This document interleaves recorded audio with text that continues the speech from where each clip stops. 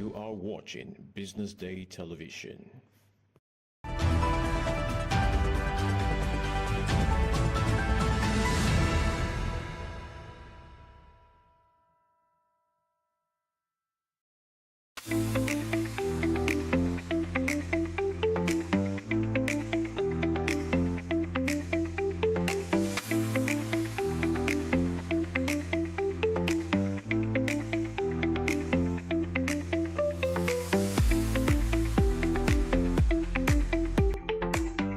Good morning and welcome to the Bdtv Breakfast Show. My name is Elizabeth Musa. It's a pleasure to have you start your morning with us today. Let's see what's making the headlines this morning. Naira gains after CBN rate hold. MAN calls for interest rate cuts to aid manufacturing.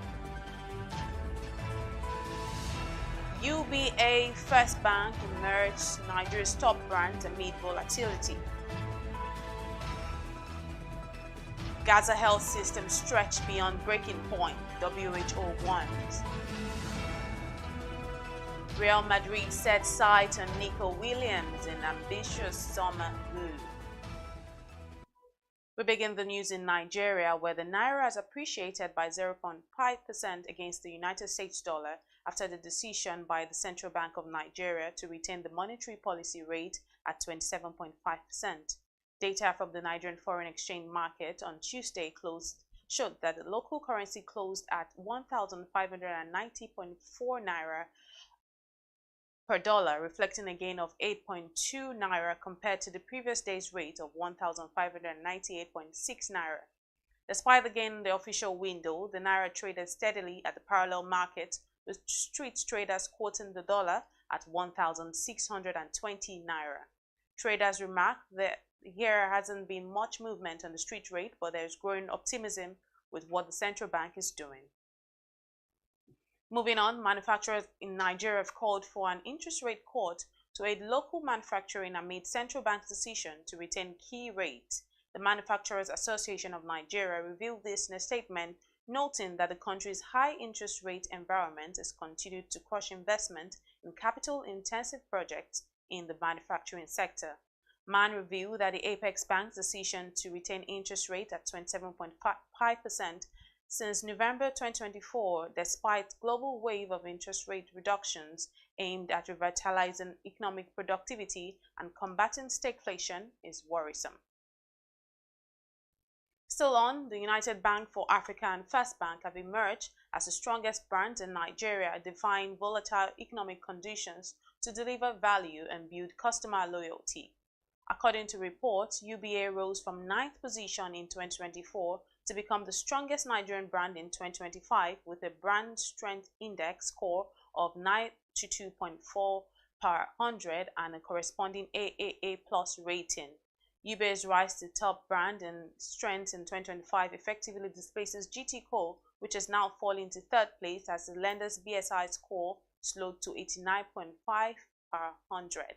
Over the past year, UBA says it has prioritized digital banking, innovation, and technology investment, which are crucial drivers of brand strength in Africa's banking sector.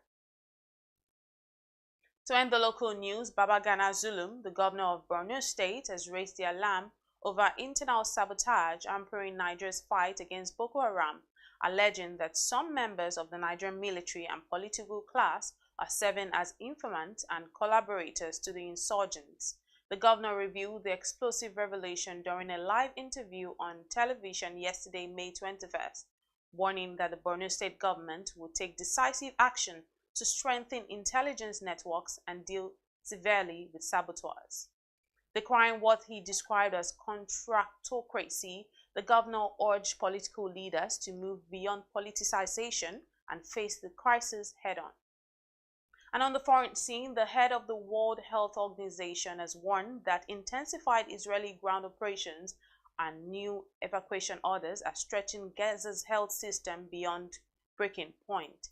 Dr. Tedros Ghebreyesus said the Indonesian Kamal Adwan and Al Adwa hospitals in the northern towns of Beit Lahia and Jabalia are inside an evacuation zone as announced on Tuesday. According to reports, Kamal Adwan was out of service due to hostilities nearby, and the Indonesian hospital was inaccessible because of the presence of Israeli forces around it. Al-Adwa Hospital, however, remained functional, while the director said it is totally under siege. Also, the United Kingdom has exposed what it says is a malicious cyber campaign targeting multiple organizations, including those involved in delivering foreign assistance to Ukraine. After a joint investigation with allies, including the United States, Germany, and France, the UK's National Cybersecurity Centre said a Russian military unit had been targeting both public and private organizations since 2022. These include organizations involved in supplying defense, IT services, and logistics support. Reports reveal that the security bodies of 10 NATO countries and Australia said Russian spies had used a combination of hacking techniques to gain access to networks. And now to sport, Real Madrid have reportedly expressed interest in signing Athletic Club winger Nico Williams in a bold move to strengthen the squad for the upcoming season. The 22-year-old Spanish forward, who impressed at the recent European Championship, has become a top target for Los Blancos. According to reports, Real Madrid see Nico Williams not only as a dynamic addition to their flanks, but also as a symbolic statement, especially after Barcelona's failed attempt to sign him last summer. Following his standout performances for the national team and growing stature at club level, Real Madrid are prepared to meet the winger's release clause, reportedly set between £58 million and £60 million. To end the news, Bielsa State sit atop the medals table after day 3 of the ongoing 2025 National Sport Festival in Ogun State, as the multi-sports event gathers momentum across Abeokuta and other host venues. The Riverine State has amassed a total of 9 medals, 6 gold, 2 silver, and 1 bronze to lead the pack as the competition heats up. Oyo State follows closely in second place with 6 medals, including 4 gold, 1 silver, and 1 bronze, while Lagos sits in third with 3 gold, 4 silver, and 3 bronze medals. Defending champions and tournament favorites, Delta State, however, find themselves in an uncharacteristic 7th position with just 1 gold, 1 silver, and 1 bronze medal. Well, that does it this morning on the Bdtv Breakfast News. My name is Elizabeth Musa. Up next is the newspaper review. Do stay with us.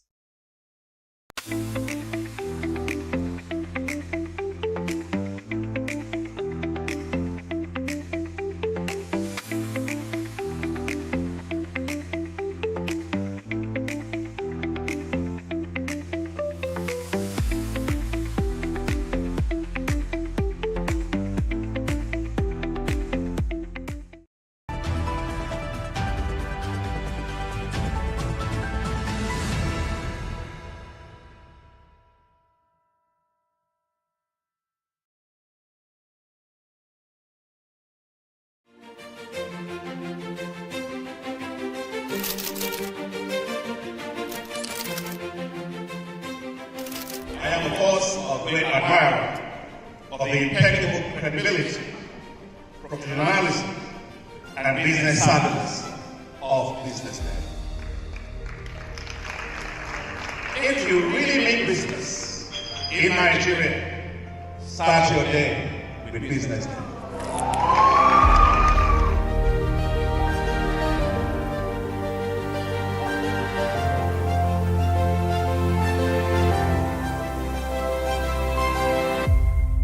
Business Day is West Africa's leading provider of business intelligence and information, delivering premium content across diversified media platforms, including online, mobile, and print. Since its inception in 2001 with a weekly newspaper production, Business Day has expanded its reach to provide exclusive content accessible through print, mobile, and online channels. Our premium offerings are further enriched with syndicated content from esteemed sources like the Financial Times, The Economist, and the Harvard Business Review. At Business Day, our mission is clear: to be the foremost provider of business and financial content, empowering readers to make informed decisions in Nigeria and Africa.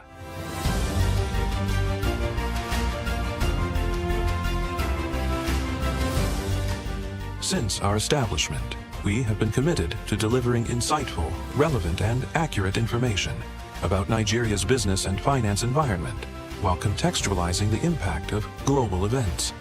We monitor the stock market, analyze the companies driving it, and report on government policies and their economic implications.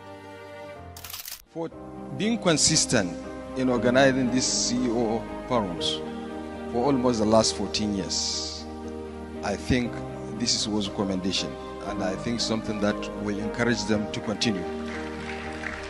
From decoding market trends to dissecting economic shifts, we offer actionable investment ideas and serve as a compass for decision makers navigating complexity. Beyond headlines, Business Day fosters discussions on critical economic issues through impactful conferences and events. These platforms bring industry leaders together to share narratives that drive innovation and spark meaningful dialogues. Our events galvanize connections, bridging the gap between inspiration and achievement. For businesses seeking visibility, our strong digital presence offers unparalleled opportunities, with millions of followers across social media and a dynamic website attracting visitors from within and outside Nigeria. Business Day is the ideal platform to boost visibility for your products and services.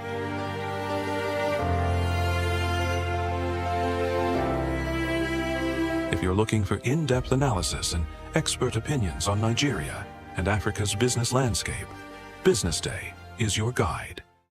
Dear leader, when you want to take your business forward, what do? You check your capacity for exploration and your capacity for exploitation. Both are important strategies. Exploration has to do with new markets, new products, new services, expansion, and growth. The exploitation has to do with you deriving value from what is already there. Now you've got to be successful on both platforms. Now to do that, you need insights. You need insights to be able to move from resources to resourcefulness. And the best way to do that, you've got to hang around smart people. Because just a slight shift in your perspective would help you to uncover value where it is. Sometimes it's likely been around you for a long time, but you've not paid attention to it. Now that's exactly what's going to happen in the room at our Business and Leadership Accelerator Roundtable, holding in Lagos, Nigeria on May 23 and 24. This is not going to be thousands of people like we normally do, just about 50 people in a room. Smart people. I remember recently at one of our meetings, so one of us took time to give some insights on the psychology of a particular core group that is a part of our target audience. When it was done, I gave him a hand clap. I said, you know what you just did?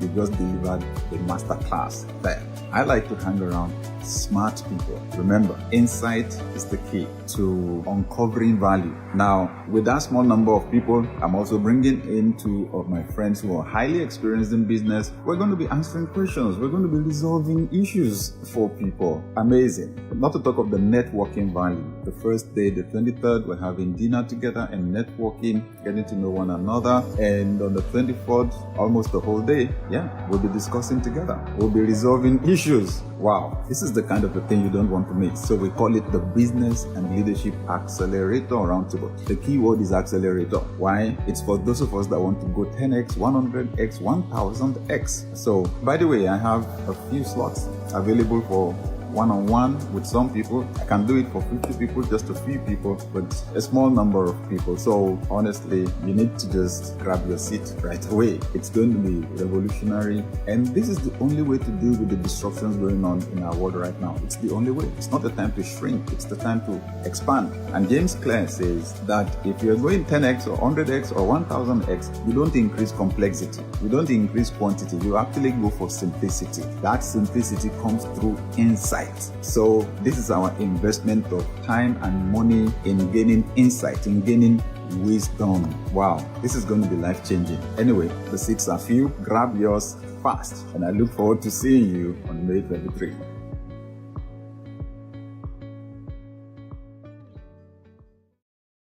Making big shifts is first about quality before it is about quantity. So sometimes what we want to do is to do more of what we're doing now. That will get some progress. That will bring some increase, but it's usually arithmetic. If you want the geometric one, the big jump, you realize it's not that you're going to get more than 24 hours. It's the same 24 hours. It's the same use, it's the same resources. It's more about quality than quantity. That's why I'm saying it's more about who you are. It's more about your thinking. It's more about perspective. It's more about how you see the world. Dear leader, the time of increased uncertainty, unpredictability, and volatility is not a time to shrink. It's a time to expand. That is why I'm inviting you to join me and a small group of leaders on May 23 and 24, 2025 in Lagos, Nigeria. Yes, you need to see with new eyes, right? To recognize the opportunities and the obstacles. And that's exactly what we're going to be doing together at the Business and Leadership Accelerator Roundtable. Remember, accelerator. Some people are going to go 10x, 100x, 1000x after this session together. The first day we meet together, it's networking. That's one of the major places where you make your money at a meeting like this. And then most of the day on Saturday, 24th May. So register right away, grab your seat. See you on May 23.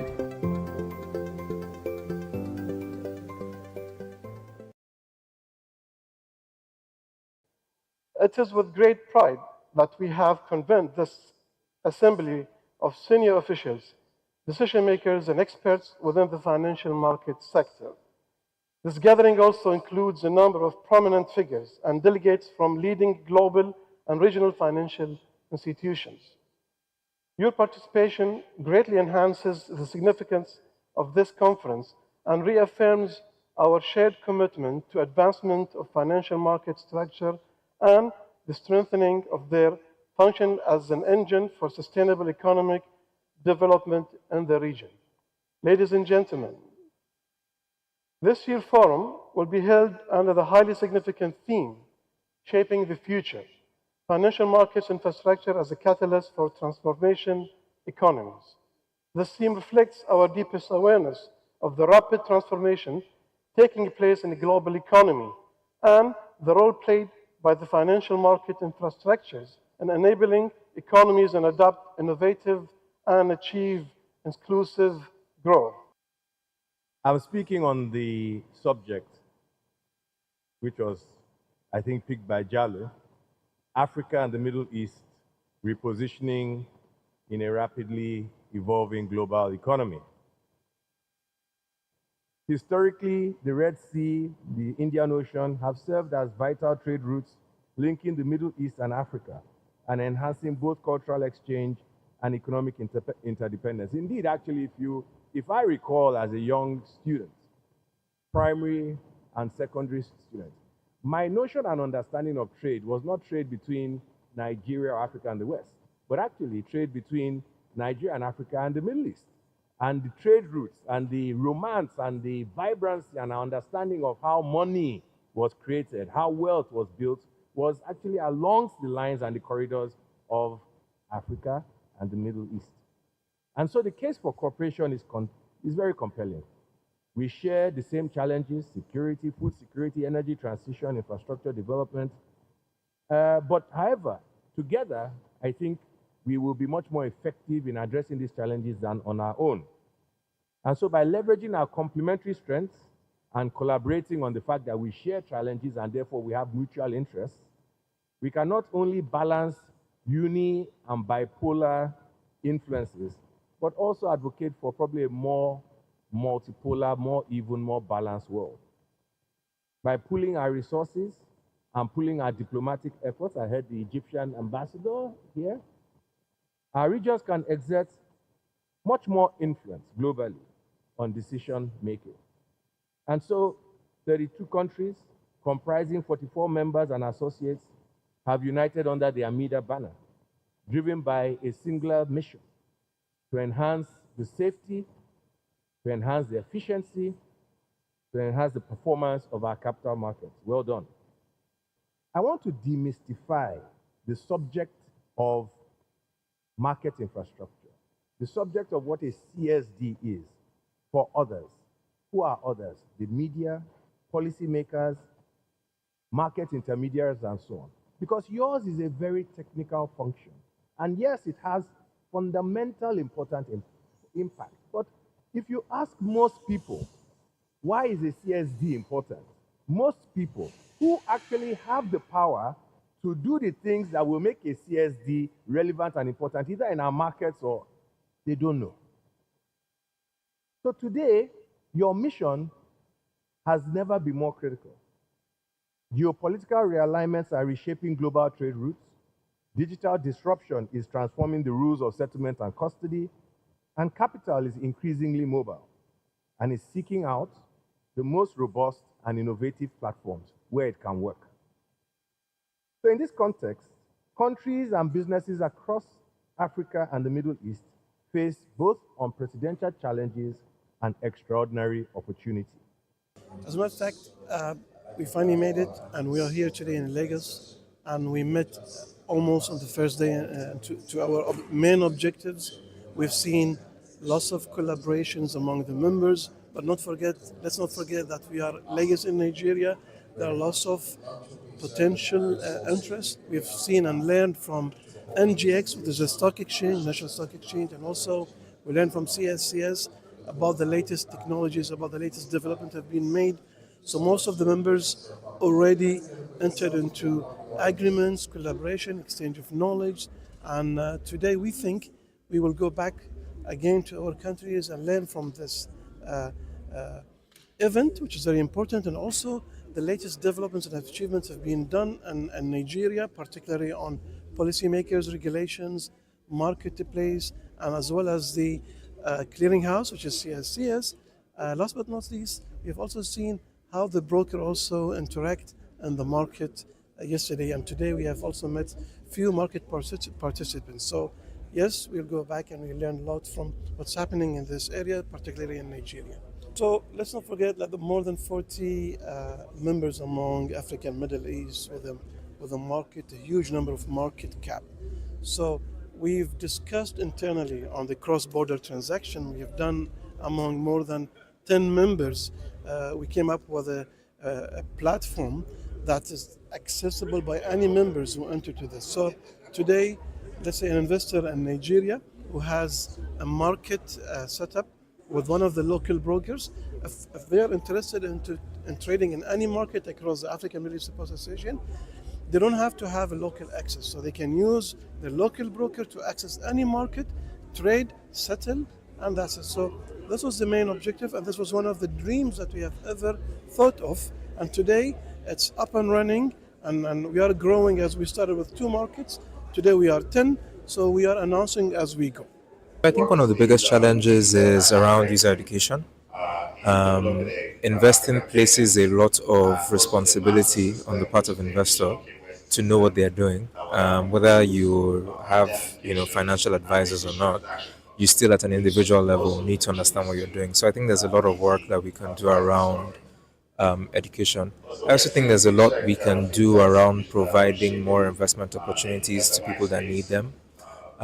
There's a lot of asset classes and instruments that exist in the world today, and there's often a mismatch both in terms of accessibility and the education on how to use that to people that it can maybe benefit the most.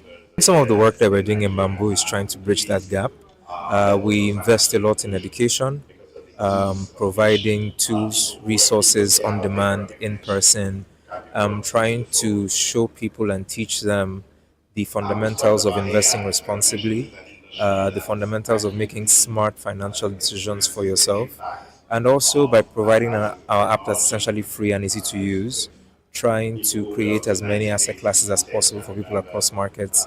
So today we are in Ghana, South Africa, Kenya, and Nigeria, giving opportunities to, about 1 million people on the platform today. Many challenges, but if I would identify a few, we talk about old equipment, sometimes dated 15 to 20 years old, okay? We also have the problem of AI adoption. A lot of financial institutions struggle to adopt AI, and it's usually the result of poor API and data quality. We also have the issues of, costly regulatory complexities, and this is usually makes the struggle for cross-border settlement to happen, and he also struggles innovation. So these are the few that we can identify in terms of challenges faced by the financial institution in Africa. The capital market has been an engine for economic growth and prosperity for a lot of countries because it provides you a platform to crowdfund, to raise capital at a level that is unmatched.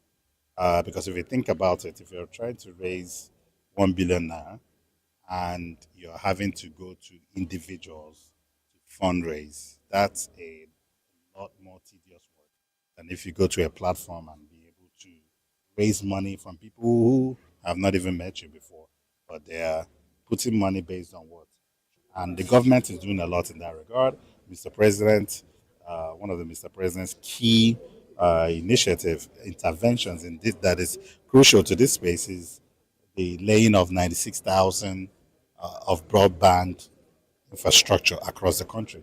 What that means is that you can be in the middle of anywhere in Nigeria and be able to access internet because a company now can now ride on the trunk infrastructure that have been invested in building a mast or extending the network to far off places so people can now connect no matter where they are. I mean, look at what mobile phone did initially in bringing people who were in the hinterland, in the villages, and being able to connect them.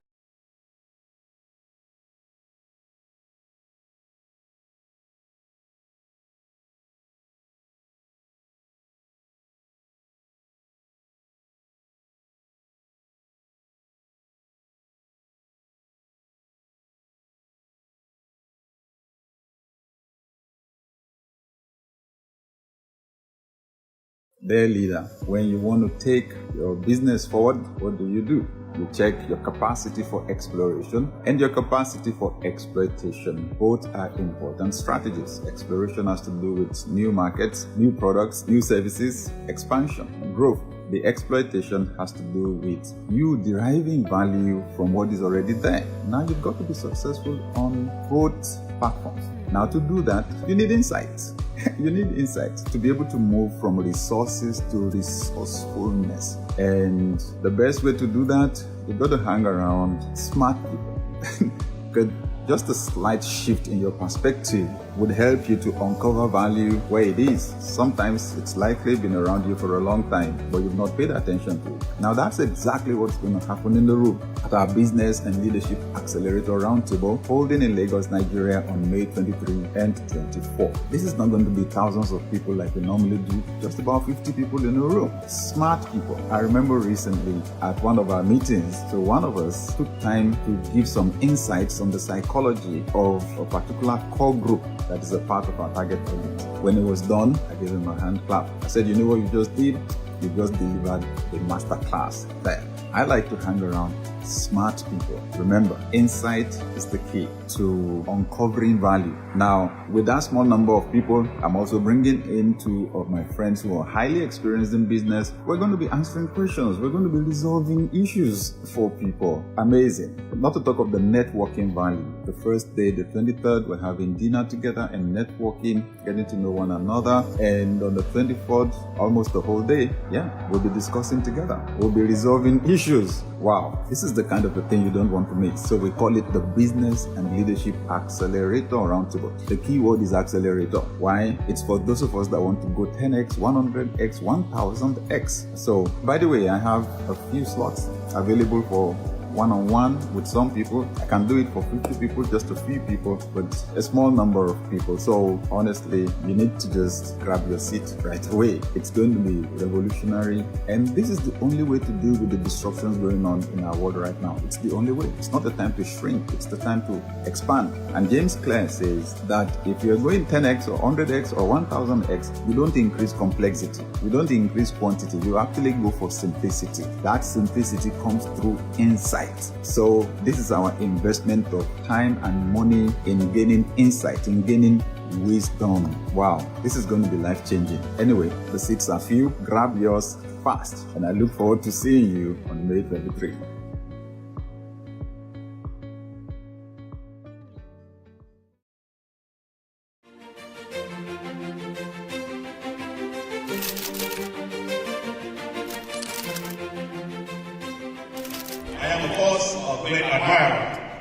of the impeccable credibility, professionalism, and business savviness of Business Day. If you really mean business in Nigeria, start your day with Business Day.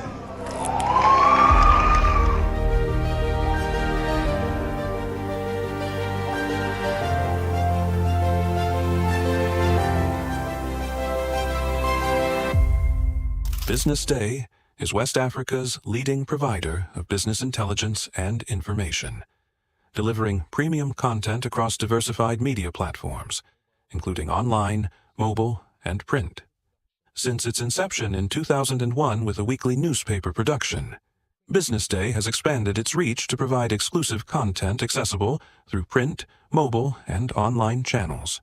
Our premium offerings are further enriched with syndicated content from esteemed sources like the Financial Times, The Economist, and the Harvard Business Review. At Business Day, our mission is clear: to be the foremost provider of business and financial content, empowering readers to make informed decisions in Nigeria and Africa.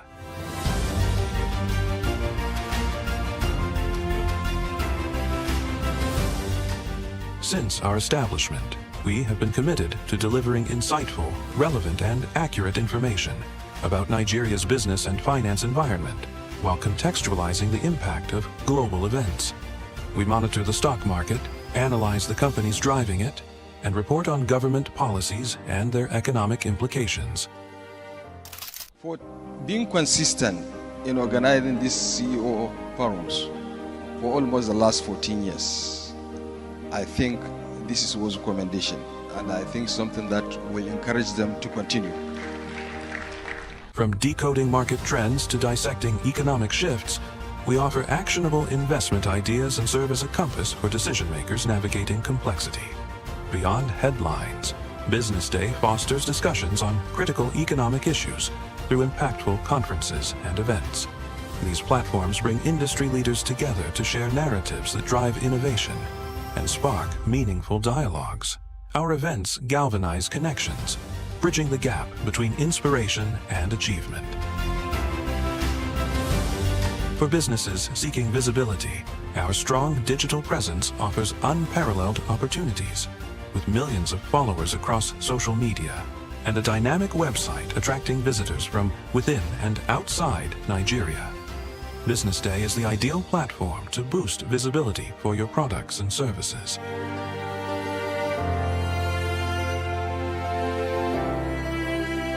If you're looking for in-depth analysis and expert opinions on Nigeria and Africa's business landscape, Business Day is your guide.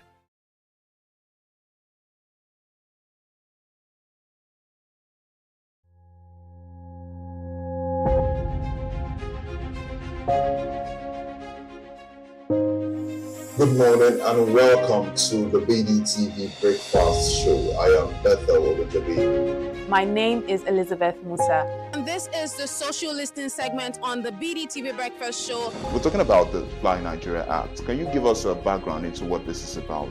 We are here today on the streets of Lagos, Nigeria, to gather opinion about a pressing issue. I will look at the cost of petrol.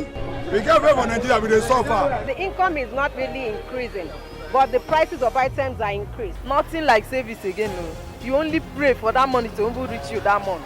There's a lot of high pressure, a lot of stress. There's a lot of high targets to be met. I was quite strict.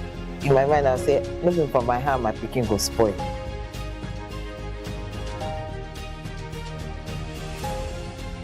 To allow all banks and all the players in the space 15% inflation target achievable in 2025.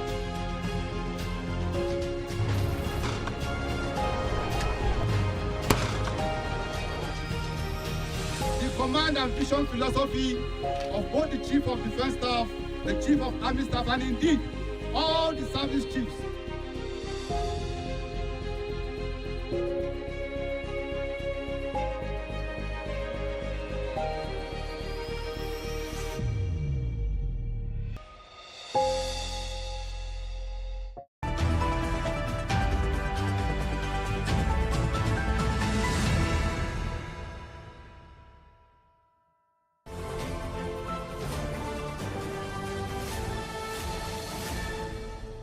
watching Business Day Television.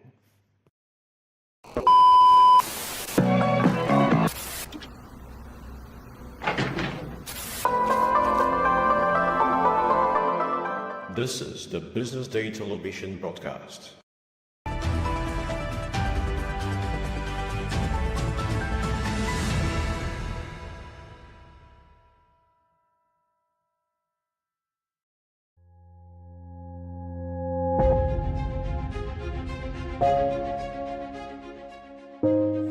Good morning and welcome to the Bdtv Breakfast Show. I am Bethel over Bdtv. My name is Elizabeth Musa. And this is the social listening segment on the Bdtv Breakfast Show. We're talking about the Fly Nigeria Act. Can you give us a background into what this is about?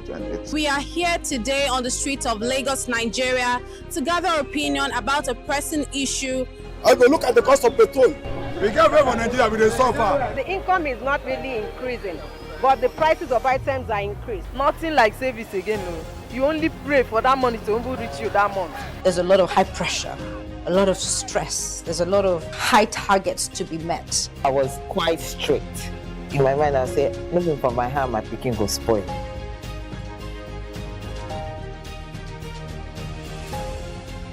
To allow all banks and all the players in the space 15% inflation target achievable in 2025.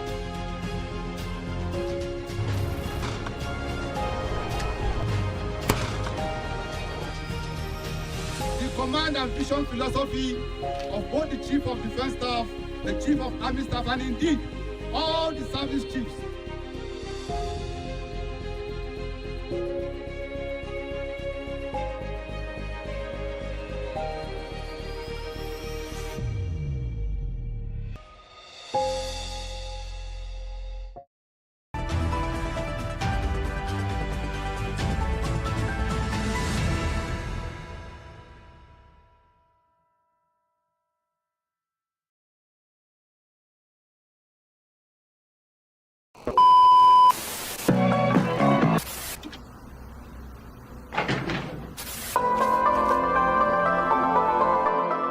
This is the Business Day Television broadcast.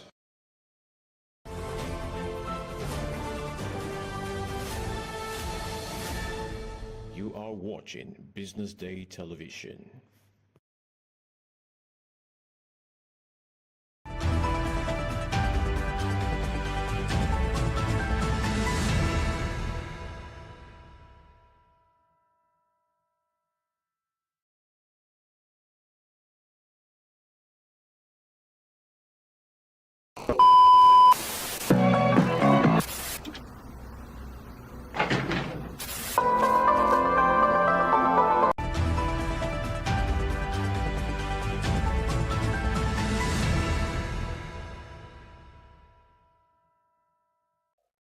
Welcome back. This is still the Bdtv Breakfast Show, and now we are set to see what we have on the front pages of the papers this morning. And of course, I've got two amazing gentlemen in the studio today. I've got Mohammed Akonji, our in-house analyst, as well as Valentine Oyenka, our anchor here at Business Day Well TV. present. Very present, suited up, kitted up, ready to fire. Thank you very much for having us. Let's start with what we have on the Business Day paper this morning, and I know that these are stories that Mohammed likes. The big story on the Business Day paper today says NNPC chases oil up north as Nigeria faces fiscal squeeze. Over $3 billion spent searching for oil without success. Another story on the Business Day paper says youthful investors fuel rise of digital-first brokerage firms. Very quickly, Mohammed, what are your reactions to this story? Oh, thank you very much again for having me. But I mean, I think I would like to be able to begin this morning without making reference to, quite important development yesterday. The Europa League final.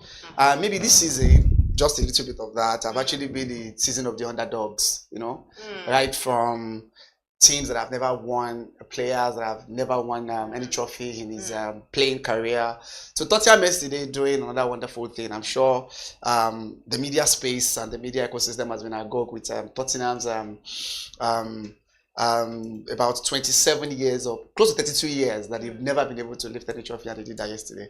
So really good luck to you yesterday. They've always shown huge potential. But they have not been able to get there. I've always followed them, okay, and of course. they've shown You support Arsenal as well. Huge. So as a North London, not fans, you go to know about Tottenham. Good luck to them, and we actually be able to wish them the very best. So let's go straight to the story. Was the Kolmani's exploration as well that started lately. And I think the analysis here is just a very big story and a deep insight into what is likely going to be the dynamics from this latest prospect that NNPC through the GMD just to be able to announce about 3 weeks ago that they are going to be able to restart exploration and drilling in the Kolmani. Right. But it's fine, amount of money has actually been expended there. And in fact, this is even still at the preliminary stage. They've not even been able to dig deep down at the deep water part. Like the one we have in Bonga in Delta. This party exploration has started, but they have not been able to hit the purple patch where they will be able to get the crude oil that can be used for that commercial basis. But now, before this was actually discovered between Bauchi and Adamawa, the Kolmani drill, as I said, about $3 billion have been expended, by NNPC in prospecting for oil across Kolmani, Chad, Upper Benue, and just very, very little have actually been able to show for it because they've not been able to get the exploration up to commercial quantity that can allow us to actually be able to talk about, let's now turn it into something that will at least be able to become a profitable venture for the nation. But the NNPC GMD has actually been quite upbeat that this is a good strategy for Nigeria to reach the 3 million barrel per day target by by next year. This year target, don't forget, is still 2.07 million barrels, and we're still struggling to be able to do around 1.4 to 1.6 million barrels. But the president has tasked them. The last administration has failed to be able to achieve that, and that has pushed them to say what Mr. Bayo Ojulari, the current GCEO, how he can be able to push the nation towards achieving the 3 million barrels. So this is good, but at the same time, a lot of money is going into it. Yeah, over $3 billion spent searching. Of course, for drill, as I said, in Upper Benue, in Chad, in Kolmani, at least Kolmani has actually been able to just show sign of oil. Others have not been able to be able to. My worry, Elizabeth Mohammed, my worry is, yes, it's great that we have other exploration options. My worry here is, would we see another issue surrounding, lack of accountability of our natural resources? Even if oil is found in different states in Nigeria, it's not bad. But the question is, are we going to see what has been playing out over time? Niger Delta has become a big issue where everyone who is in power or is in some form of influence can go there and quote and unquote slash from national cake. Are we going to see a repeat of this thing in that area? Yes, oil has now been, found in that area and exploration and every other thing is going to take place. But my question is simple again. Will the common Nigerian enjoy the benefit? Are we, should I use that word now? Okay, let's go ahead. I mean, that is a very $1 million question. Speaking but of let's even. The question is, let exploration even begin. And that's a very good point. Valentine actually raised there to ensure that will it trickle down eventually. But I'm sure even now they're still scrambling to be able to get the oil in commercial quantity. Within the scramble, Mohammed, within the scramble, hidden funds and misappropriation and a lot of things might rear its head. Are we going to learn from history? Because let me tell you, one of the reasons why Boko Haram jumped and started making so much noise was knowing that there was some resources within that area. Why are they sitting on that base in that area? What are they doing at Sambisa Forest? Why is it there? Why didn't it come up in a different place? Because there's something in the land there. It's attracting them. That's why some other people we know who are funding them, we're not seeing on TV, but we know, people know these things all over the news, right? In the guise of NGO and a whole lot of stuff. But the question here is that if oil now, if exploration begins in that area, we have learned from what's happened in Niger Delta and begin to mitigate this thing so it doesn't happen again. Or are we going to allow history to repeat itself? Thank you very much. Let's see what we have on the punch paper this morning. Right, so it says Senate Zulum demands swift action from Tinubu. Okay, here he also says Boko Haram more equipped than the military. Well, and the middle here says foreign terrorists infiltrate Nigeria, says Senate. And again, towards the far right, at the middle, it says, President should listen to the army, not politicians. Zulu. And should I go back to the top? Yes. It says, JAM reviews 379,000 U2ME results. Well, petrol price war closes nearly 5,000 fuel stations. I don't understand. Is it that I bought fuel yesterday? Okay. Just say. I think it's about competition. Then salary crisis, price FG reduction. plans intervention funds for 109 foreign missions. I took it from middle to the top. You know. Then should we go down to the bottom and see? Let's see what we have. It says Germany wants Nigeria neighbors against Russian alliance. Does that smell jealousy? I'm just saying. Burkina Faso's experience again. You said it already, Mohammed. The other one here at the middle end, towards the tail end, says Lagos seeks justice for 3,215 abused children in 2024. Have we actually put a full cap on what happened to the Chibok girls? Should I even go there? You know? Another one here says Nigeria spends $2 billion on external debt in 4 months. Where did that money come from? That was several sources. So, but maybe I think the one that actually be able to jump at me is the banner headline. Right. And I think behind the scene we're talking about it. The governor of Borno State, came out and made some very damning revelation about the trajectory of the Boko Haram you mentioned just now. I mean, now Boko Haram better equipped than that's what he said. Nigerian military. You actually mentioned that on this central yesterday that in kind of the drones that they are using looks quite sophisticated and more advanced. And he doubled down on that position. I'm sure if you're able to, in fact, the presidency were forced to be able to react immediately to chide that comment, to say, no, that if they had actually been better, what is he still doing? If Boko Haram had been better, what will he still be doing in the government house? By now, they would have taken over the whole state from him. And that was actually the response to say that Nigerian military, so they don't want anything that will actually be able to be a discouraging tendencies or discouraging postures towards the military to say, oh, these people are more equipped. The presidency said that. Then the Senate as well had a meeting yesterday, just like you mentioned, about, oh, the foreign terrorists have actually infiltrated the nation from Mali, from Chad. The Senate president mentioned that. The senator, actually, sorry about that. The senator, in fact, actually be able to raise that military bases should be set up in Adamawa, in Borno again, in about 2 or 3 local government for these senators there, and I've received a massive support from most of the northeastern senators to ensure that maybe military bases should be there.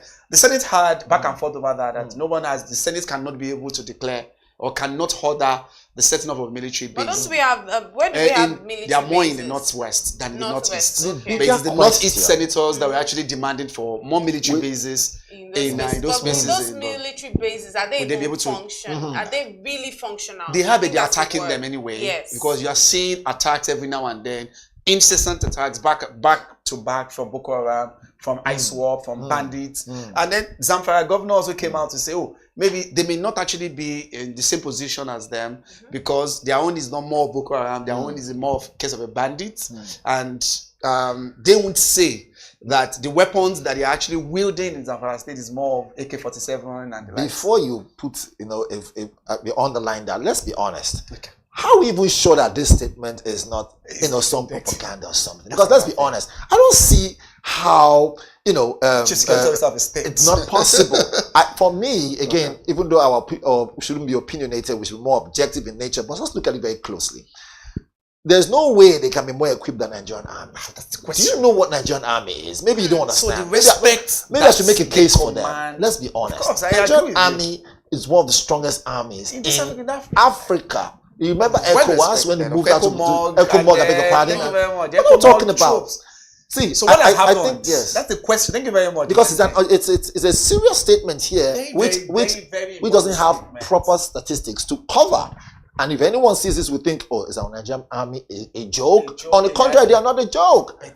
Well trained. Have you been to their camps? But I think for him to make such a statement, he mentioned some figures yesterday, information the drones that they actually don't have. Or is someone trying to get more money for security votes? Think about it. That's also another angle that's no one is talking about. Would have said if he's also in the camp of the ruling party, so he's not, of course, in opposition. That's why he could be able to say that. Yes. He's also in APC, so you can be able to rule out that theory to say maybe that was the reason. But there's also, look at the angle that is also security. But that's what I'm saying. Maybe to get more security votes, But because coming out, as I said, there has been a lot of chiding coming out. There have been a lot of reactions from the presidency to say, I mean, that is serious and unguarded statement and irresponsible statement on the part of the governors for him to say that they are better equipped than the Nigerian military. But in some countries, that governor will probably resign. Let's be honest. Because what you're doing is to, whether or not we like it, we might have chat over it, but there's something it does to the morale of the men on ground. The morale. Yes, exactly. You should inspire confidence. Thank you. But now that you're talking about the fact that the military, it's not good for morale. You shouldn't do that. Of course. So he ended his discussion to say, okay, the president should actually, because of course he's directing it to the president to say that you need to provide more funding for the military. You need to listen more to them, their military brand, their top leaders, rather than the political voice, just like you read there. That it seems like most of the war merchants who are actually going to the president are what the president is listening more to than the military. Those are actually in the front line, who are actually seeing things themselves. That was because, in fact, one of the questions lofted to the point that, okay, what do you even think about these repentant Boko Harams that at least this is your state? Yes. You guys mentioned that. And you see the defense, it came to their defense to say, oh, most of them that have repented have actually done a good live and they are doing well. But like this resurgence that we are seeing, how do you repent from something that you've been doing for years? You can see what the governor said yesterday. It was actually one of a very respected governor, of course. And when it comes to trying to be able to be at the front line when it comes to fighting this insecurity. But for him to be able to make such revelation yesterday, it will be back and forth over that. Are they more well equipped than Nigerian soldiers? But for a governor who is the chief security officer of the state, by at least a de facto chief security officer of the state, whether he can be able to command the military or not, is not there. But as far as the state is concerned, is number one citizen there who needed to actually be able to have a good hand, a good hold of. Just to add to this, before we move to the next story, if the army chief himself had come out to say this, then I'll be worried. I can tell you, this statement doesn't get me in any way uncomfortable. Really? I see it as more. I will tell you, yes, really, yes, because look at it now. You have someone who is supposed to be someone who is actually the governor of the state, mentioning this. So I mean, we already know how politics rears its head, but military is different. They have all the coordinates. They know everything that has to do with security, especially taking good care of the landmass of the country, our territorial areas, waters, and every other thing, the airspace. So if someone in that capacity had come out to say this, you lend more credence to it. Do you understand me? So, but for him to have said this is just one state in something that we do have. But I don't know. Let's. Of course. But one thing about it is this has actually been a theater of terrorist activities, and then we can't also be able to rule out the fact that in the last 1 month or 2 months, these resurgences have actually been massive. We heard about overrunning military bases, attacking communities. People are not even sleeping in their houses again. They have to be sleeping in, going straight down to my Maiduguri to sleep and come back the following morning. By 5 p.m. 5 p.m. in the evening, people just go to park that. Just Zamfara and Borno. I've actually been in the eye of the storm lately. So maybe that's what's actually leading. I agree with what you're saying as well, but he's a governor, and just like she said, he might actually be able to have more information that perhaps I believe with this, again, they should have some top military personnel to come out and say no, to give our boys morale. What if they come? What if there's actually so much truth to it, and they come and they also say yes? What I'm saying is, Liz, is that we've seen the chief of army staff, chief of defense staff, laying the fact that they've actually the president has actually given them much of morale booster in terms of finances, in terms of the military gears. They've come out to say, these have actually been provided for. Don't forget, in the last 5 years, defense has taken the largest chunk of our budget. Most of the allocations go to defense. Of course, all in the name of actually fighting, this insurgency, these bandits, these terrorists, this terrorism. And again, so twice they've in a said, row. we've given this, we've actually been, but maybe it's actually getting to them is another thing. Maybe those allocations, is it really getting to them? Their top leaders are actually saying, chief of defense staff, you see them coming out to say, we've actually been able to receive, it has never been any better time where we receive our allocations, we receive weapons, we receive military gears, and things that we actually needed to be able to confront. But we've actually dwelled enough on that story. Let's just see one more story on the Punch paper, then we can move to the Vanguard paper. All right, so foreign terrorists infiltrating Nigeria. Of course. I mean, we said that as well. Are we saying that our border patrol, they are asleep? That's where maybe And if that be the case, how many what's the unmanned response for borders that? do we have, Valentine? Because of the borders, there are about 1,200 of the borders that are unmanned, that one can just stroll in and stroll out. Every country has porous borders, let's be honest. So Every country after all, the does. porous borders will always be able to give that impetus, to terrorists to actually be able to come around. Because remember as well, the Belgian governor mentioned that when recently to say that most of the people that come around to come and keep people in the communities, the outside they are speaking, their appearance does not look like Nigerians. So as if they actually going to come from neighboring countries, Chad, for example, Niger, who come in with what they actually have, the agenda they have against us is another thing we need to be able to now examine. I think honestly about the petrol price that you mentioned, yes, because I think it's just a punch analysis that did that. Now a lot of them are actually complaining about, at the time, the strategy of Dangote have actually been seen as an attempt to be able to monopolize the system, by those about 3 or 4, 5, 3 price cuts that we have had so far this year from him. That has actually been able to affect a lot of them, except those that are importing petrol. Because the landing cost is far higher than how much it's currently selling, and it's definitely able to affect quite a lot of them in actually be in business. Should we touch base on FG's plan intervention funds for 109 foreign missions? Crisis as well. There are issues around that. There have been backlogs of unpaid salaries, especially ambassadors have not been appointed. I think that's what is still creating the problem. So most of our foreign missions, most of them in fact protested at embassies abroad. There are foreign missions that we have about salaries not being paid. They don't have leaders around, you understand? And some of those things actually be able to affect them. I think that is what is creating the problem. There were reports about 6 months of paid salary backlogs that have not been settled. But I know the president is actually more concerned about the ambassador's appointments for now than, but we also need the people who are there.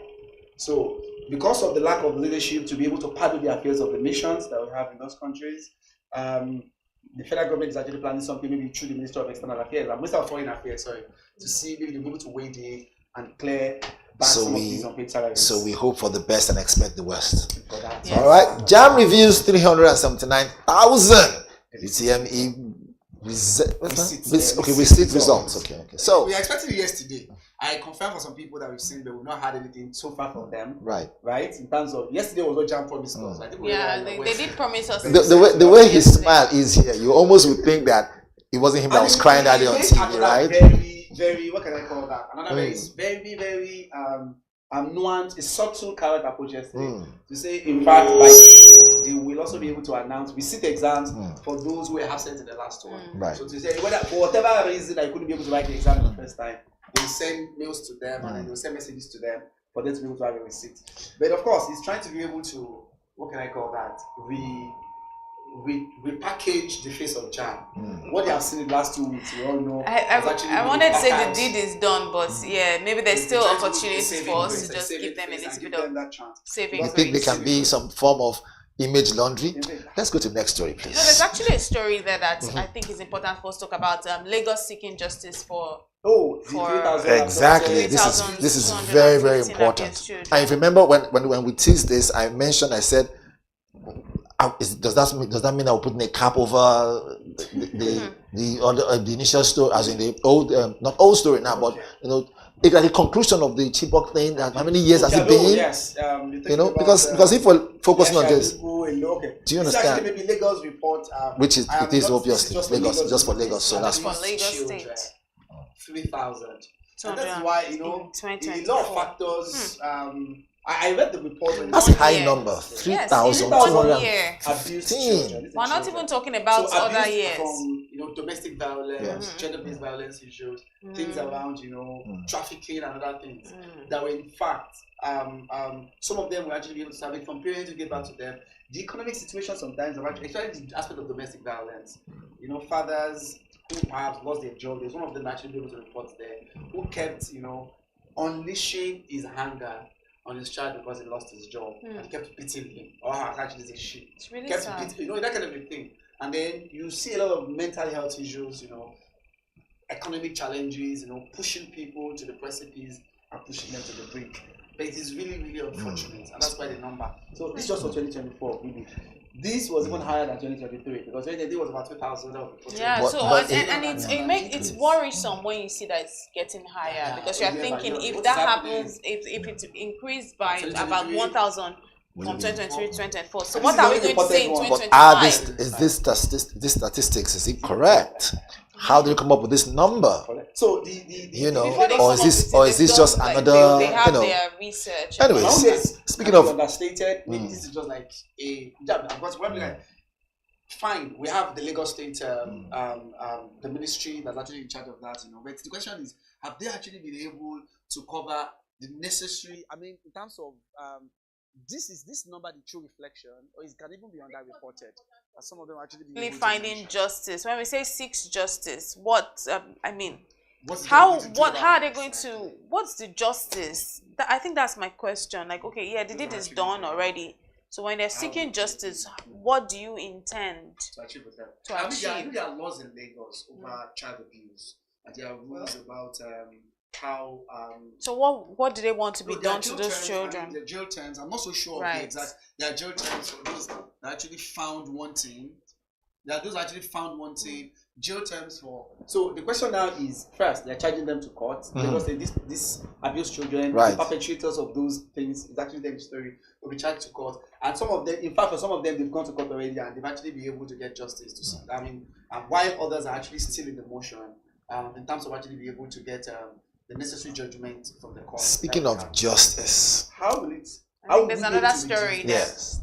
So Nigeria spends $2 billion on external debt in 4 months. How can this be justified? Are we looking at padding here? Are we looking at exaggeration here? Are we looking at $2 billion, not 2 billion naira? That's a lot of money. But so the problem has actually been the external debt has been as a result of not being able to meet up with the budget assumptions. So the revenue profile, remember, is that we expected to sell oil for $75. Because of non-OPEC members who have actually been able to increase supply, oil prices are just struggle to be able to do around $70, $66, less than that.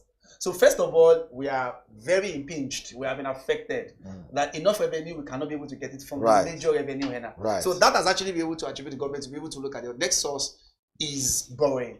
Taxes should have been, but the issue of taxes is still generating a lot of discussions around when will we eventually be able to harmonize the taxes. The next, maybe we say low hanging fruit to be able to at least meet up the revenue obligations.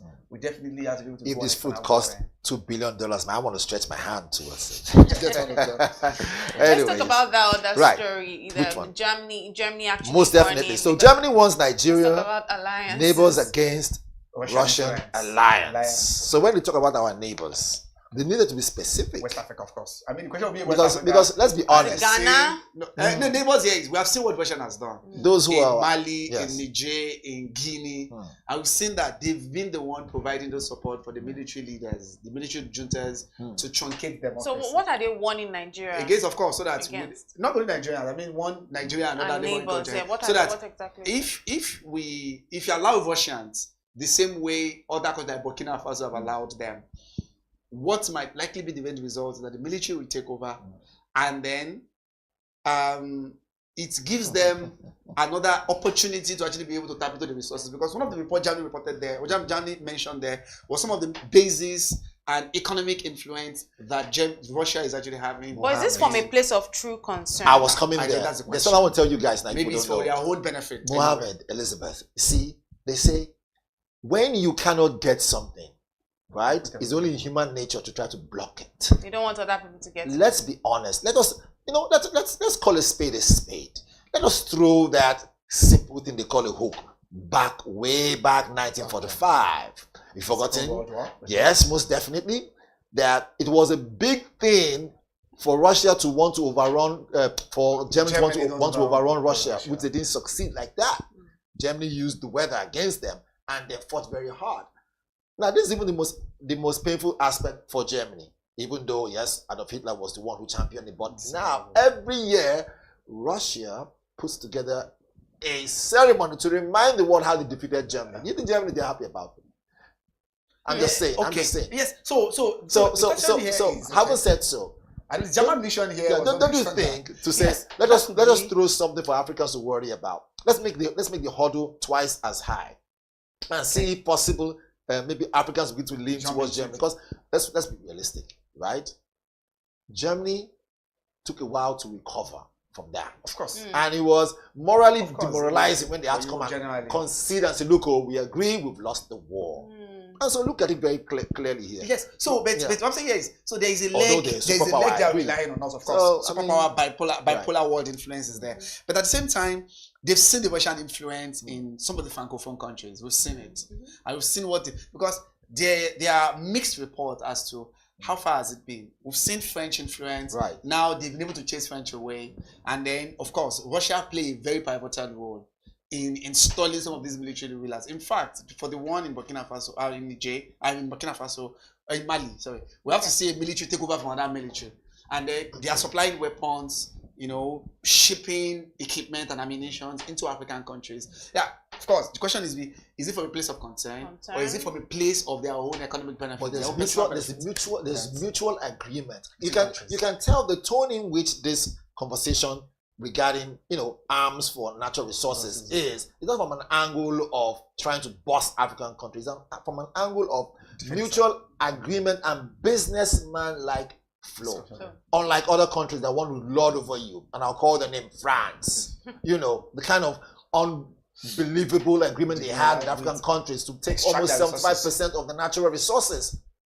Even worse, try to fund opposition parties against sitting presidents. Let's call a spade a spade. So the question is, when France started as well, it started like such a benign relationship. On the contrary, we're coming here, but if Russia starts in that way, that's the question Jerry's not talking about now. It's looking like there's already like a war between both of you. Who is on France side? Who is on Germany's side? I'm not saying as much as possible, external influence.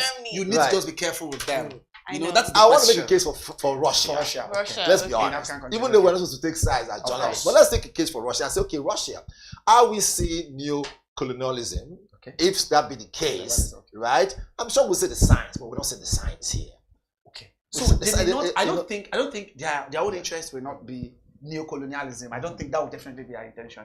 But remember, Russia itself, actually, we've seen. Of course, they have their own. So they are definitely a thing they are actually dangling that will be a benefit that they are looking at in the whole gamut of things. What's this thing? Of course, maybe it's the resources as well. The resources are there. They too are also looking at that. That's what I'm saying. Every country, national interest matters. So the fact that I'm giving you something, you should know that there is definitely something I'm expecting in return. True. Yes, they have actually been able to provide. We know that most of the 4 African countries are under military rule now. Russia played a very important role in them, thwarting or scuttling democratic government that are there. And that's why till today, a lot of countries still see these 4 African countries as a pariah, because they feel like until we turn back to democracy, we will not be able to do business. Speaking of turning back, Elizabeth, all right. We don't even have. We've spent so much time, but we have to see what we have on the Vanguard papers this morning. Very big, interesting stories on the front page of the Vanguard paper this morning. It says Boko Haram informants among politicians and soldiers. This is according to Zoom. We already spoke about that earlier on. And then there's a story that I would like you to react to. Tinubu's meeting with Paul. Insult to Christianity. This is from Babachir Lawal. It says that PDP has incurable virus. We're not considering it for coalition. We don't need your validation. PDP replies Babachir. Now there's another story. It says manufacturers and LCCI disagree over CBN's 27.5% MPR. There's also another story. It says compulsory voting. Bill won't save a broken democracy. This is from senior lawyers. Then talking about the LP crisis, NLC Abure trade blames over internal turmoil. This continues on page 8 of the Vanguard paper. And then speaking of the slain WAEC student, which is truly an important conversation, the bereaved father says, why I flouted traffic laws. Look, I'm not ready to be very of that yet, of course. Like because traffic and all of that, because now you're living in regret. A life has been lost. But let's start by talking about this Tinubu. Maybe I think that's the only thing there. Yes, was Babachir Lawal. Don't forget he was the former secretary to the government of the Federation under Buhari, and he was on TV as well yesterday, where he made some attacks on the president. In terms of what he went there. But the other thing that actually be able to struck me in that discussion, he made attack. He impugned the president for being a Muslim, and then that is an insult to Christianity for him. Is it an insult to Christianity? On the contrary, it's not. I don't think so. I'm not making a case for our but also be able to feel like not.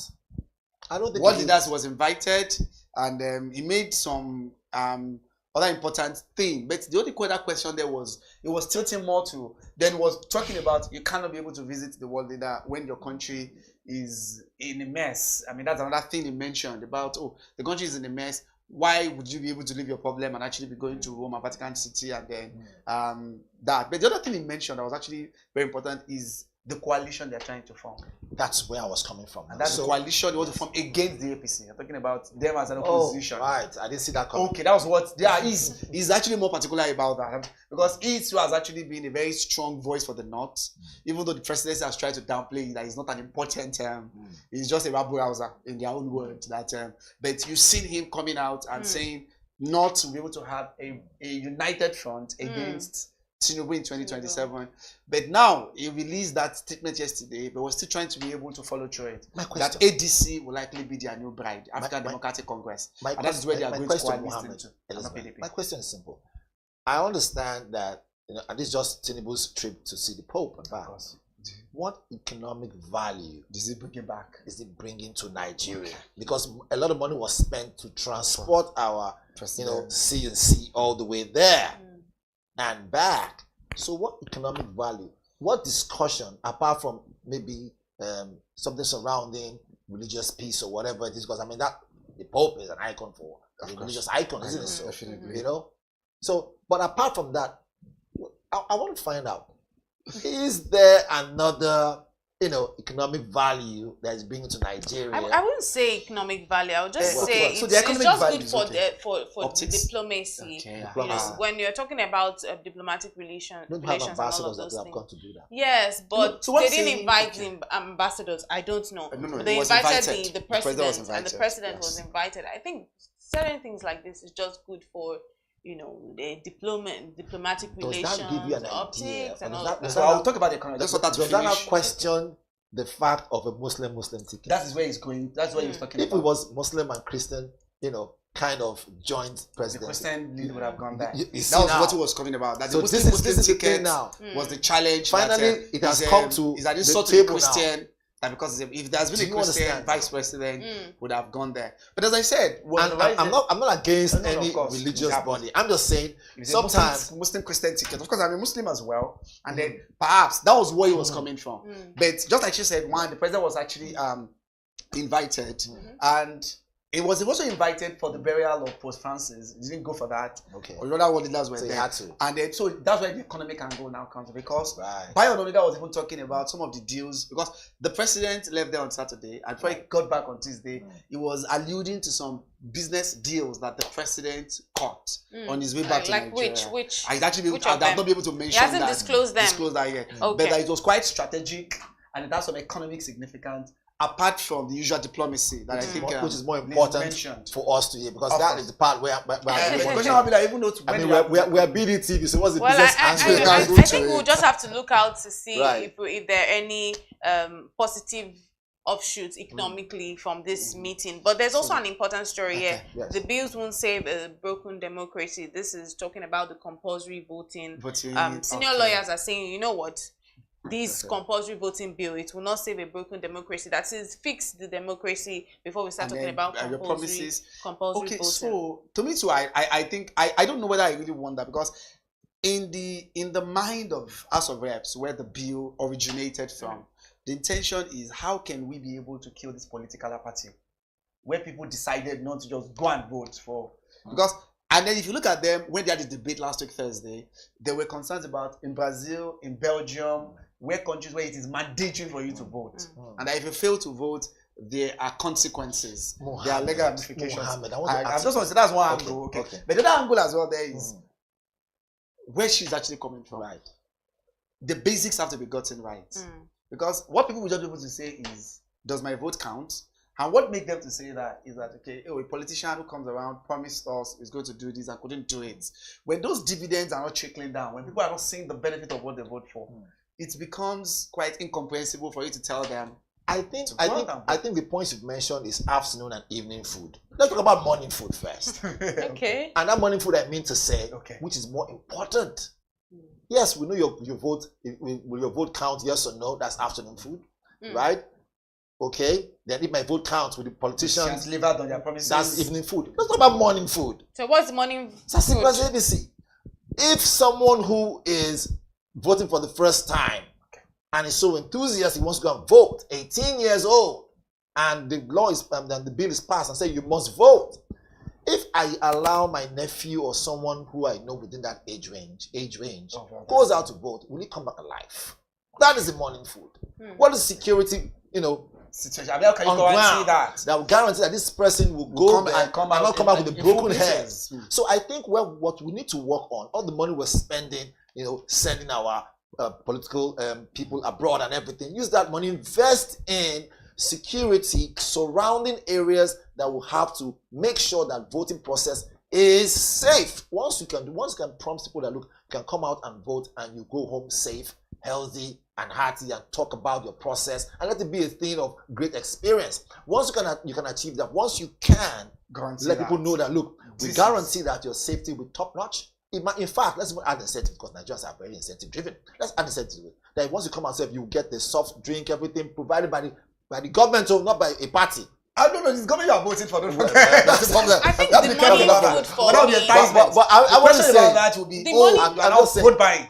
Because if you started able to provide, I agree with you. So that would actually be able to be an advisement which will contravene the electoral law. Obviously, it was not. But what I'm trying to say is, because it's actually a civic right. Yes, my point is, security is a very vital point. Security, right? Now, that area of giving incentive is not necessarily from the government, like I said. It could be your neighbor who say, "Come on, we are going to go and vote," right? Not for any other reason, but at least let there be bottled water for us to sit down. I'm sure opposition will go to I just want to say for me, I agree what with you're you. doing is you're buying food. I agree with you. You have to be able to make that. I was just trying to be cheeky there. Of course. The morning food for me will be that voting actually counts. Okay. I think that's the major money without for security. Because what I'm saying here is when I go out to vote and my vote counts, I think that's the most important thing. And area boys away will not have you around the way and all of that. If I go out compulsorily to vote and my vote does not count, then of what use is it? I think that's the most important thing. But we have to move away from that story. It's very interesting. Talking about it's truly interesting. I see like we'll probably not live here, but I want to talk about this slain white students. The bereaved father is saying why I flouted traffic laws. In a place like Lagos, every time people complain about the traffic wardens and how sometimes they extort you and all of that. But this also tells us something that regardless of whatever it is, we also need to just obey those traffic laws. That's very important. On the island, people don't. That video was heart wrenching to watch. Just finished. It's not something that you want anyone who is right. I couldn't watch it. You can't be the same again if you watch that. Really? I couldn't watch it. Let's be honest. I don't know if it was the father that was now holding the trouser. Father. At that point, you could tell this guy had lost his mind. For you to now finally hold whoever that shot his son, held him by the uniform. He wasn't. He let out everything. Was ready to die at this point for the fact that he saw his son full of blood. I couldn't Look, see it. it took me a while to get a grasp of yourself. Exactly. I couldn't watch it. I've had family friends that have gone through that kind of thing. I don't want to, but let's be honest. It's not something to watch. I mean, what kind of orientation do most of these police officers that they have? What kind of orientation do they have? Look, Seth was trying to shoot the tire. Seriously, them and then that was.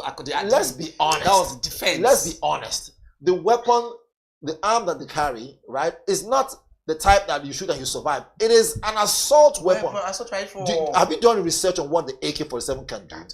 If you line 4 people in the range of an AK-47, you can pierce through 4 of them and hit the mark. That's how powerful the AK-47 is. It's not a joke.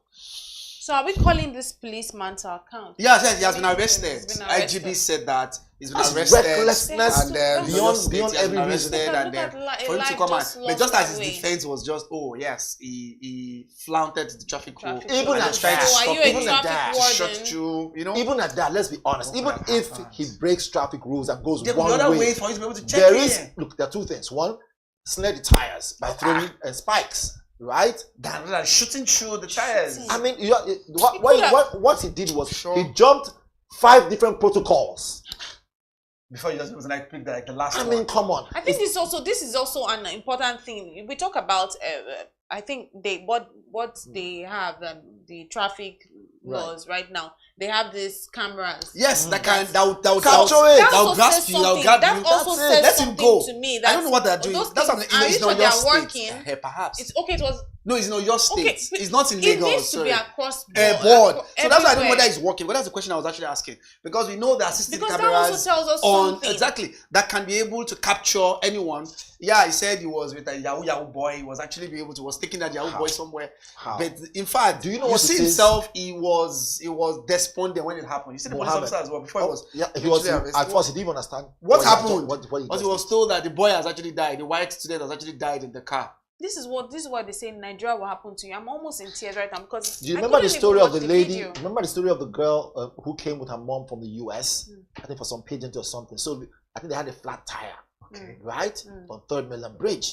So the mother came out with the daughter to see what's going on. As soon as it came out, an oncoming vehicle killed her on the spot. And guess what? Passerbys rushed to the nearest police station. I think the nearest police post around that area to say, look, this vehicle follow up. They didn't even move an inch. This man needs to be called to account. I mean, every single day we talk about people dying. No doubt. This is a very painful story. People must die. As journalists and broadcasters, we're not supposed to have our emotions, but even at that, things like this will make you question the very core of their training ethics. Nigeria cannot keep happening to people. Nigeria cannot keep happening. So now the twin has also lost I think that is the name of the boy. Because the explanation there was what the father was trying to give as to why Nigeria can't keep happening to people. Nigeria can't be. Really all right, what else we have? But let's move on now. There's also an interesting story here, but we'll just scream young women controlling billionaire influencer industry, and there's a picture of Kiki. There's a picture of Taoma. There's a picture of Bimbo Ademoye. There's a picture of Prissy Ojo. I think it can add value in the fact that maybe young people should also look to not just creating content for content's sake, but also looking to monetize them. That's why so that this is an inspiration. No, we cannot dwell on the story. We can't dwell on the story. But let's see what we have. Okay, there's also an interesting video that was making the rounds on social media yesterday. There was a video of President Donald Trump as well as President Cyril Ramaphosa, who happened to say ambush. We have thousands of stories talking about President of South Africa, President Cyril Ramaphosa, and that's video. Let's see if we could just take a news stories and that. Is Natalie here? Somebody here to turn that? I can show you a couple of things, and it has to be responded to. Let me see the articles, please, if you would, and turn the lights down. Turn the lights down, and just put this on. It's right behind you. There's nothing this parliament can do. With or without you, people are going to occupy land.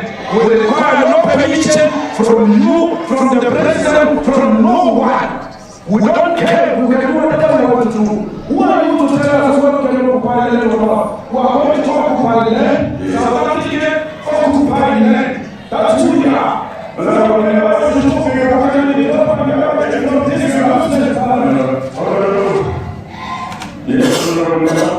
never be scared to kill. A revolution demands that at some point there must be killing, because the killing is part of the revolutionary act. Shoot, kill, Gaza, kill, who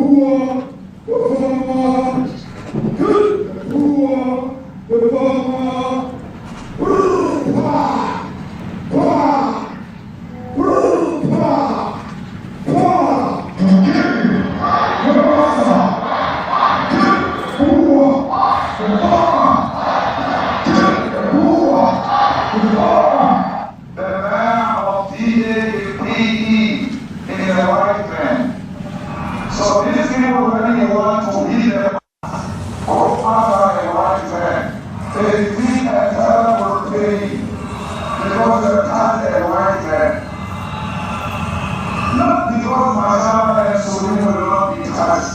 They will be taxed, no man. But for the time you do this awareness, you are carrying the load of one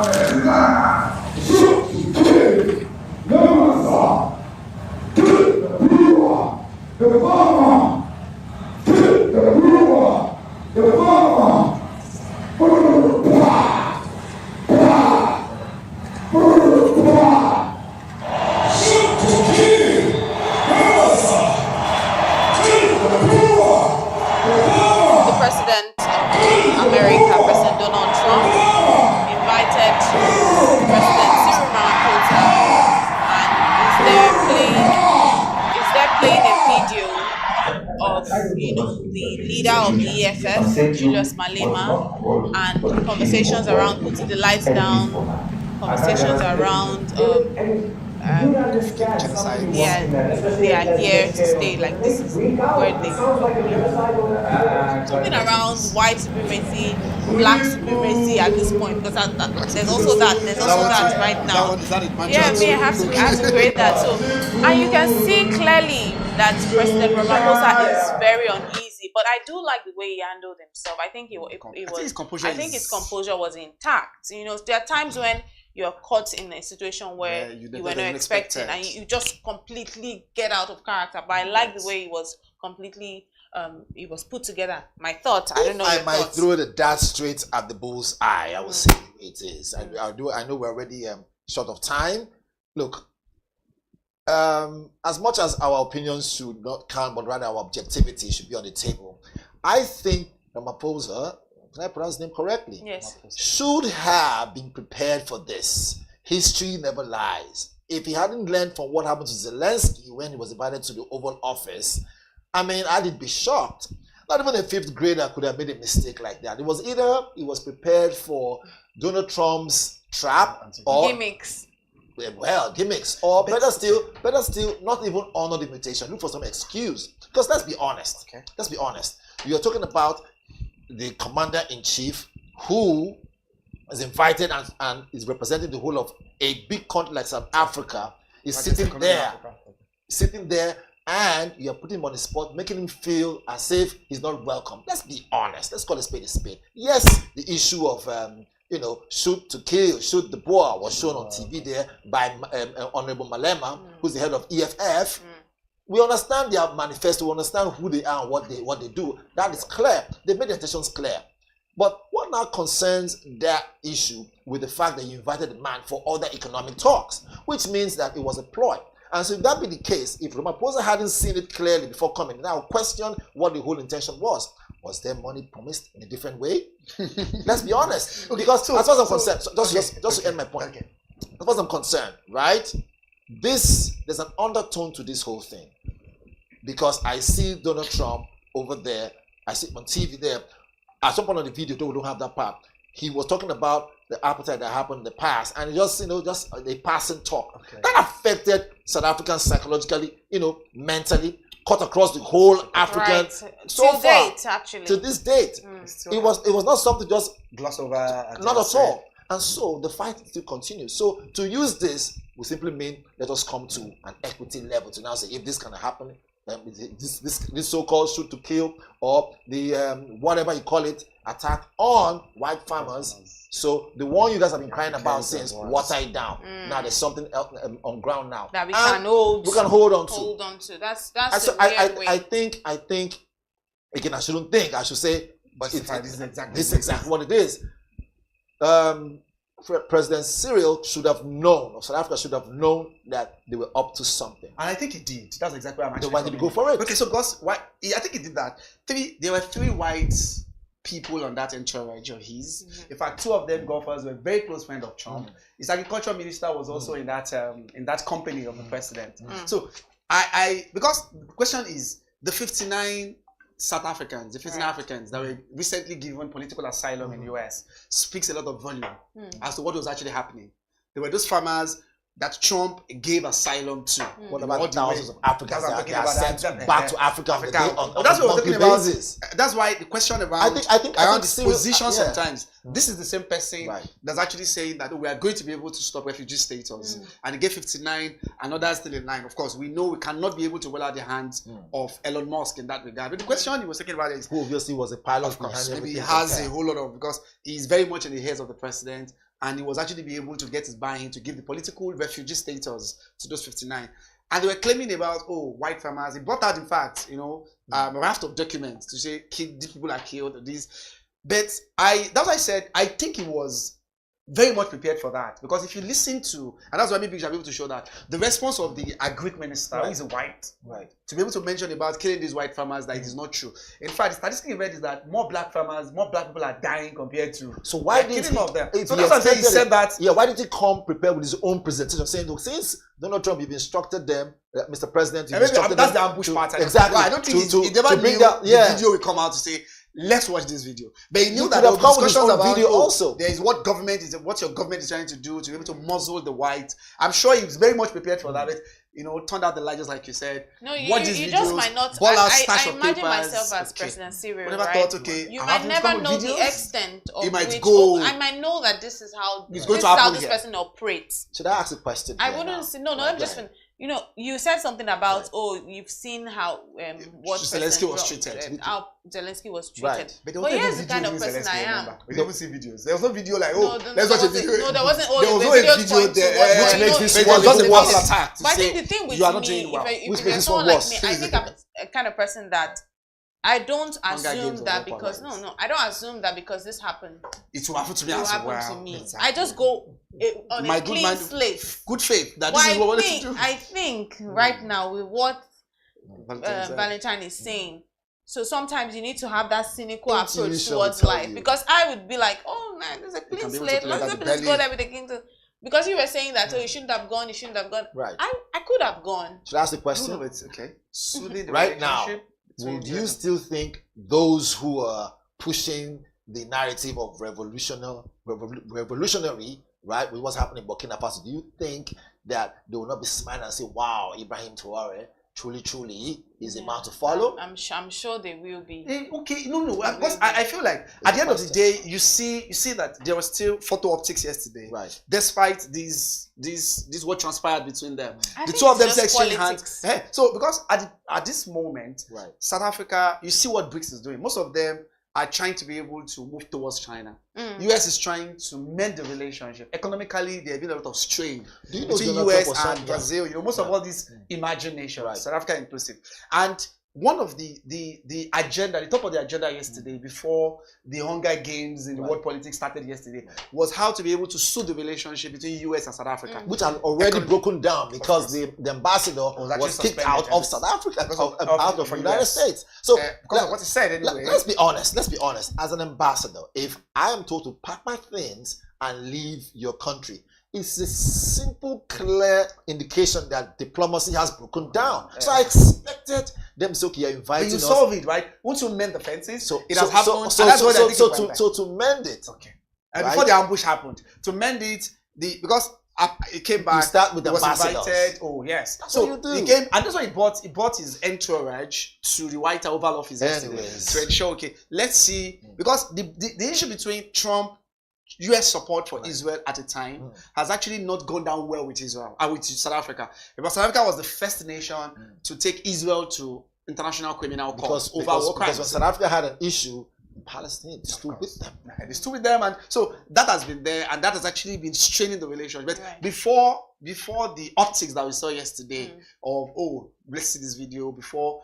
And then the man eventually be able to mention that this is actually the position of EFF, which is just like another political party. Exactly. Our country is a multi-party state. That's why I say he explained himself well. So it's not like this is not the position of all South Africans. Yeah, it's a position of one party, person, which is EFF. Yes. So he was able to explain and clear that. So let me ask you to say, this was the one that's saying this. Not what if the president of Nigeria, President Ahmed Tinubu, was sitting there, and then a video, right, on something that is opposition, right, in nature, was played there to undermine our president, how do you think he would have reacted? That's what people are saying. So I I'm sure really can't say how President His Bola reaction will be- Tinubu will react, because generally President Bola Tinubu, I don't want to be a spokesperson for him, but generally with what we've seen, I know that he doesn't really do well in life situations. Okay. So you Like, think he he might bungle not, it? No, I don't think he will not bungle, not mess up, but I don't even know that he would have the response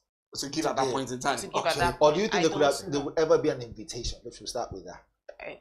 I wouldn't know. On to the next thing. I wouldn't know if there will be an Perhaps invitation, but we that have you to might bring it receive. to Right. a close here. The conversations have been truly interesting. Engaging. Conversations Will they on get the it? front page of the paper this morning, from the Punch paper Quite charged up. to the Business Day paper, which was quite on the more business and straight to the point. The Punch paper had a barrage of stories, and then also the Vanguard newspaper, and then seeing the video of President Donald Trump and President Cyril Ramaphosa. Quite interesting story. I know we will probably sit down here and not even and keep discussing till noon, but we have to go now. Thank you so much for joining in on this conversation. It was truly delightful speaking with you this morning. But that's how we bring it to wraps on the newspaper review segment here on the Bdtv Breakfast Show. My name is Elizabeth Musa.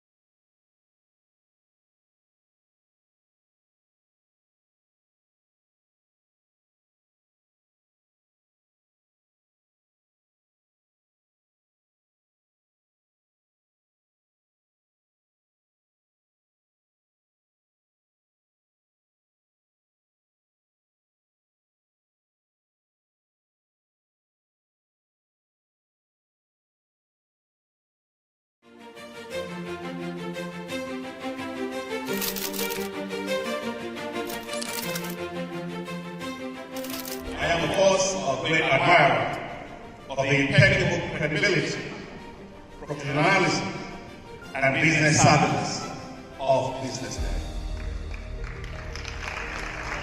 If you really mean business in Nigeria, start your day with Business Day.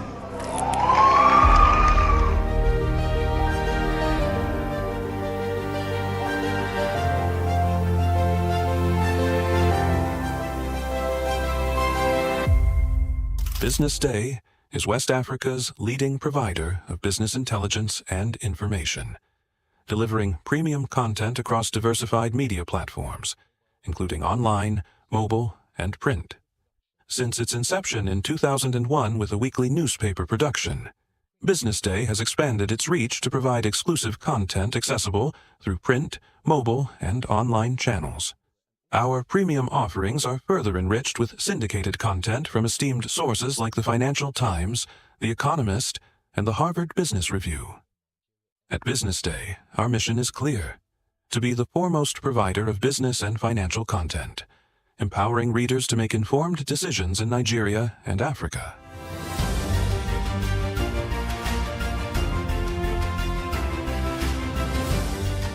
Since our establishment, we have been committed to delivering insightful, relevant, and accurate information about Nigeria's business and finance environment, while contextualizing the impact of global events. We monitor the stock market, analyze the companies driving it, and report on government policies and their economic implications. For being consistent in organizing these CEO forums for almost the last 14 years, I think this was a commendation, and I think something that will encourage them to continue. From decoding market trends to dissecting economic shifts, we offer actionable investment ideas and services.